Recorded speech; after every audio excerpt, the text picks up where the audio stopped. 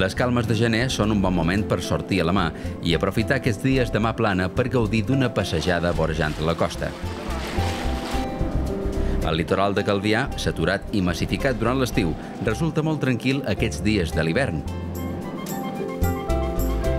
Navegant per aquestes aigües podrem contemplar el vol de les aus marines, agrons a les roques o fins i tot l'àguila peixatera. I si tenim sort, també hi veurem dofins.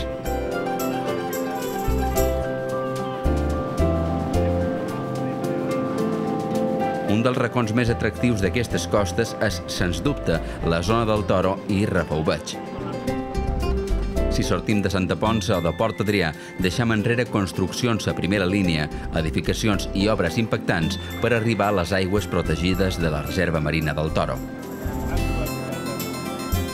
La Reserva Marina va ser declarada l'any 2004 per protegir i gestionar de forma adequada els valuosos recursos naturals d'aquestes aigües. L'àrea protegida va des de Clot des Moro, a l'illa del Toro, i des d'aquí fins a la Rafelbuig, formant un polígon senyalitzat per fites enfilades visibles des de la mar i boies.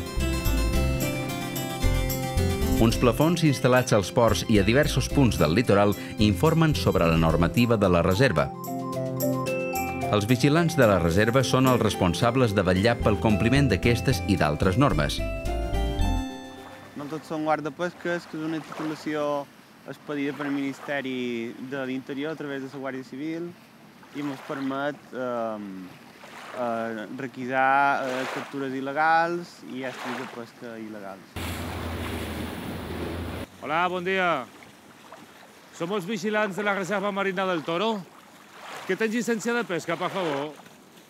Me la pots mostrar? La pesca recreativa i professional estan permeses amb certes restriccions. Vinga, gràcies. Coneixes la normativa del Toro i tot?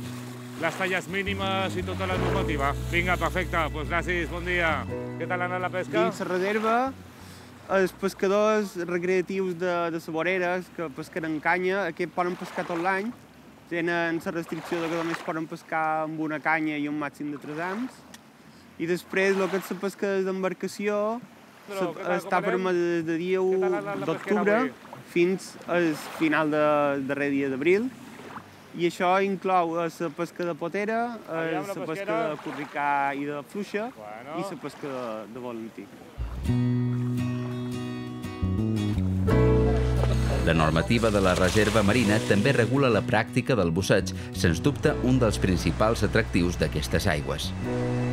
Existeixen diversos punts d'immersió, la majoria al voltant de l'illa del Toro, limitats a 12 submarinistes per visita.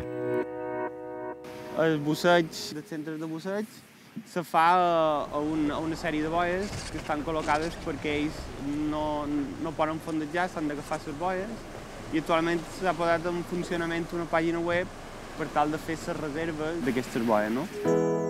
Zoea és un dels centres que organitza immersions dins la reserva durant tot l'any. A nosotros, a los centros de buceo que estamos acreditados dentro de la Consellería, nos dan un permiso anual y nos dan una clave y un acceso a una página donde realizamos las reservas de las boyas. Los particulares tienen que solicitar la autorización para ir a bucear a la Reserva Marina. No se pueden amarrar a la boya, tienen que tirar el ancla y tienen un permiso por 2 semanas. Les aigües de la Reserva Marina del Toro es caracteritzen per la presència de praderies de Posidònia i, sobretot, pels fons rocosos, amb coves, petites cavitats i parets impressionants. Las corrientes o lo que sea que crean que haya mucha vida en esta reserva. Entonces es un sitio muy atractivo para los buceadores por eso, porque hay mucha vida. Aquí s'hi congreguen una gran diversitat d'espècies de peixos i alguns hi tenen el seu lloc de cria. Com sol passar a les zones protegides, és habitual veure-hi amfosos mals de trobar a altres àrees, així com escorballs. Aquestes i d'altres espècies han estat malmeses per la pesca recreativa, especialment la submarina. La creació de reserves permet la seva recuperació. Bueno, las especies varían según la época del año. Por ejemplo, ahora en esta época se suele ver algún rape. Luego, un poco más entrando en junio, empieza a haber muchísimos pulpos. Luego ya a finales de agosto se ven muchos meros. Y luego en septiembre, octubre vienen los bancos de serviolas. En fin, varía un poco a lo largo del año, pero hay una vida también sedentaria que serían las morenas, los congrios, los meros, que también están bastante durante todo el año. Y luego hay unos bancos enormes de barracudas que son bastante bonitos de ver, ¿no? Y bueno, por supuesto todo lo que son los sargos y demás, salpas y demás que van por ahí, ¿no? Bancos També es poden contemplar peixos difícils d'observar a altres indrets, com el gall, un animal magnífic molt cercat pels fotògrafs submarins.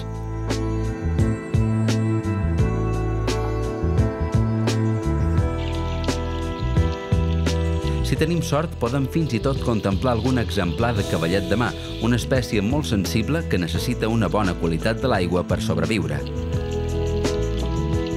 Bueno, desde que lo declararon reserva, el cambio ha sido muy grande. Es decir, por supuesto, hay muchísima más vida que antes. Y cada vez es más atractivo ir a bucear al Toro y cada vez llama más la atención por la cantidad de vida que hay. Aquests atractius fons marins han fet de la Reserva Marina del Toro una de les zones de Mallorca més valorades actualment per a la pràctica del busseig. La calidad de las inmersiones en la Reserva del Toro ha hecho que todo el mundo que venga a bucear, lo primero que nos pide es ir a bucear al Toro. Es decir, se ha hecho famoso porque es unas inmersiones de mucha calidad, de que ves mucha vida y por lo tanto los extranjeros, incluso los turistas nacionales que vienen a Mallorca, lo que quieren es ir a bucear al Toro. Por los foros que hay se comenta que la isla del Toro es un buen sitio para bucear. També ha contribuït al fet de ser una zona de fàcil accés i amb immersions aptes per a tots els nivells.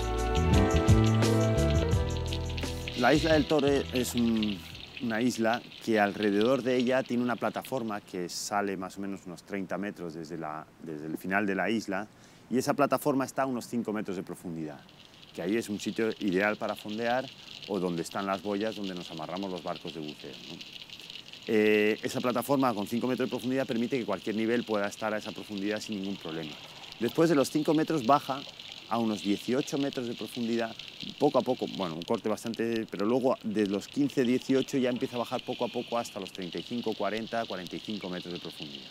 Eso hace que sea ideal para cualquier nivel de buceador. Es decir, los buceadores noveles no pasan de los 18 metros y los buceadores más experimentados ya llegan hasta los 40 a 35 metros.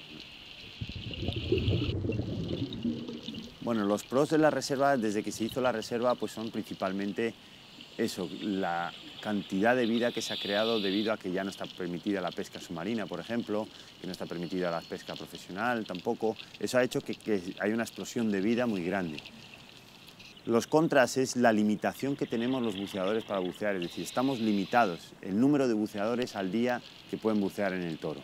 Mientras que, por ejemplo, cuando se abre la veda, la pesca, no hay una limitación, pueden ir 2000 barcos a la vez, que no hay limitación. Entonces es un contrasentido que nosotros que no dañamos el fondo marino ni extraemos nada del fondo marino estemos limitados y las personas que sí que pueden extraer vida de la zona no está limitado.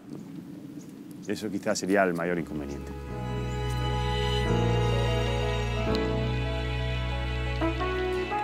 Com a part de la gestió d'aquesta i d'altres reserves marines de les illes, la Direcció General de Pesca, en col·laboració amb diverses entitats científiques, realitza un seguiment de les poblacions de peixos i de l'estat dels ecosistemes. Aquests estudis estan constatant els beneficis de les reserves per la recuperació dels recursos pesquers i per a la conservació del medi marí en general. També estan resultant molt positives per a activitats econòmiques com el busseig o el turisme de natura. La conservació d'aquestes àrees requereixen, però, un esforç constant i compartit, una bona gestió i un comportament responsable per part de tots.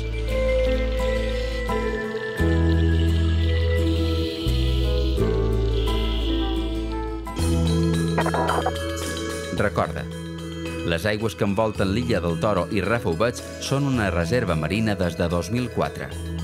La Direcció General de Pesca regula els permisos de pesca i busseig. Només es pot pescar amb les modalitats permeses des de l'1 d'octubre al 30 d'abril. La protecció del medi marí és molt beneficiosa per al sector pesquer i per al turisme.